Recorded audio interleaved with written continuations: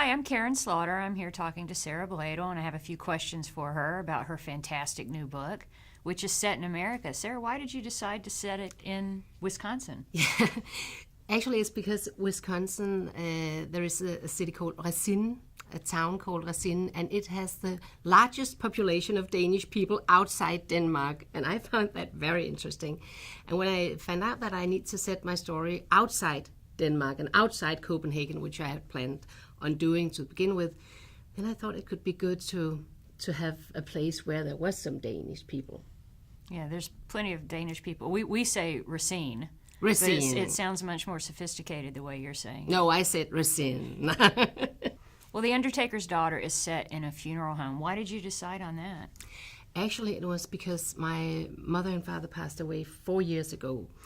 And that was my first meeting with a real funeral director. And she was a woman, and she was younger than I am, and she was just handled it so great. So I was so impressed on the way that she was dealing with death.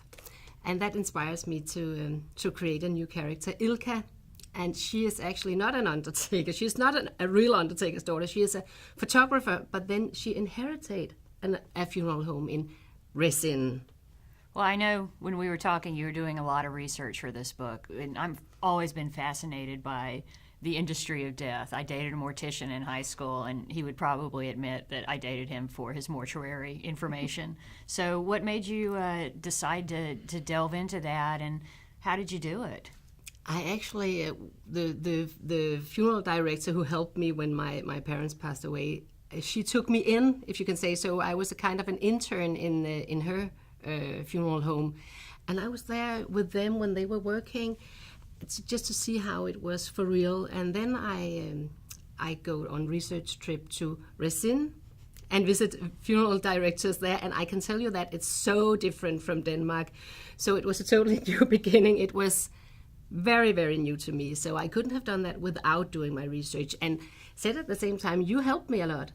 I tried. Yeah, you did. Yeah. You did. So it's very good to have friends who have dated a mortician.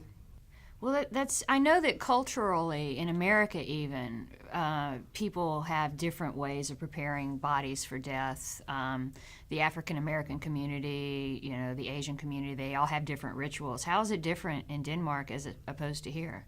For example, we do not embalm people. That's not common. It's only if a person die and then you have to, fly him to the US, for example. And we do not have these open caskets where you come and view. And there is so many things about the whole ceremony that's very, very different. And in many ways, to begin with, I was a little bit, surprised by, really? Do you have kind of these with ashes in? We do not have that in Denmark. Right.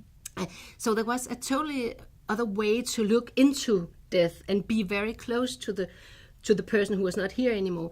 And that frightened me a bit to begin with because I'm not used to it. But after I get a little more into it and talk to people, it makes a lot of sense.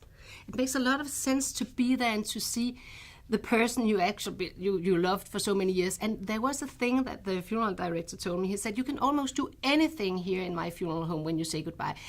Do not go with any sex thing or any alcohol, but you can go karaoke if you want to. You can drive in a Harley Davidson if you like to. You can bring your dogs. You can do whatever.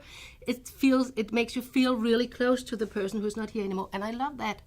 Well, it's interesting because you helped me with my book too, because I have a Danish character, and I had the line that your culture doesn't romanticize death the way we do. So here, for instance, we have people who are buried in white coffins with Elvis's name on the outside and things like that. So it's I think also, we tend as Americans to McDonaldize everything. So, we like to have these kind of crazy funerals that other people don't have and try to outdo each other.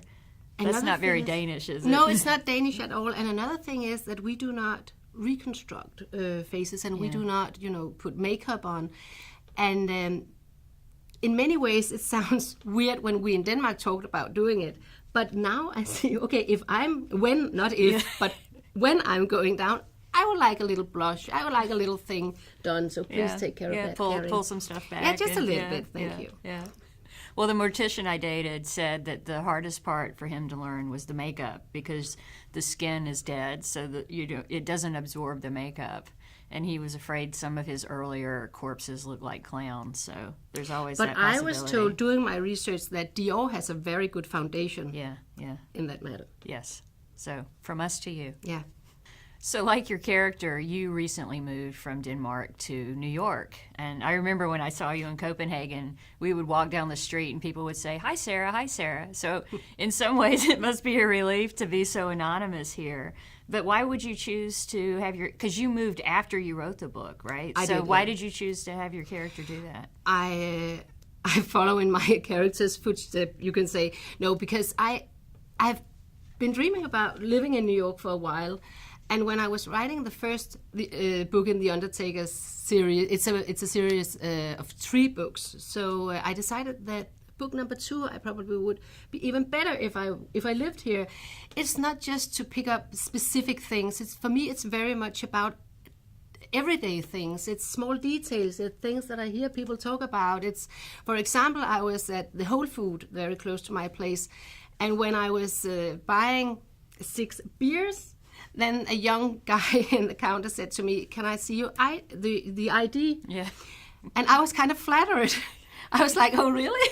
Because you have to be 18 in Denmark when you're going buy beers. So I didn't know that he was actually very serious because I'm not 18 anymore, I know. No. But there is so many small things that I pick up when I live here. Yeah. And that's important, but it's also important in Denmark when I do research. It's actually not only, the big parts, the important, it's also the small details that you pick up because you're there. Right. It makes it much more authentic for me, and makes it in many ways much more easier for me to see it. When I'm writing, I see things. It's going on in my head, and I can only do that if I know how it looks. Well, and there's also the vernacular, especially in America, we have such crazy ways of saying things. But I remember once I was in Holland, and after a very long signing, a guy came up to me and said, "Piece of cookie." And I said, "Oh, no, thank you. I'm thinking just a piece." and that's their way of saying piece of cake. So it's really, you pick up things. And I know for you, because you have dyslexia, that you really need to visualize something before you can write about it. So is that why you went to Racine, or are you going to incorporate parts of New York into that? It probably might be difficult not to do it because it's my surrounding now, but I try to stay focused on the stuff up in Racine because I'm so much into my character, Ilka, and the things that happen to her. But it is picking up things, and it is that I know how it looks when I'm driving down to Lake Michigan, for example. I cannot just Google it. It never worked for me just to Google things. And it's very much, as you said, it's because I had dyslexia when I was a child. I still have. I'm still struggling a little bit with it. So everything comes into my head by pictures. Yeah. And the thing about Lake Michigan is it's so massive. When you're flying over it, you think it's the ocean. Exactly. And I love the statistic that you can take the entire island of England and put it in Lake Michigan and it wouldn't touch the sides. And I think that you have to actually see it to understand that. Exactly, especially when you come from Denmark, right? And it's like so small. Yeah. So it's very much about things that I see. Yeah. And there are, how many people in Denmark?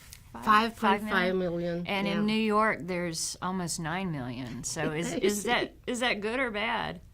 For me, when I'm here, it feels good. Yeah. But it's very different, different, and I like it very much. Well, it's been great talking to Sarah. I can't wait for people to start reading The Undertaker's Daughter. It's a fantastic story. I loved it, and I hope that you check in with us soon. Thank you.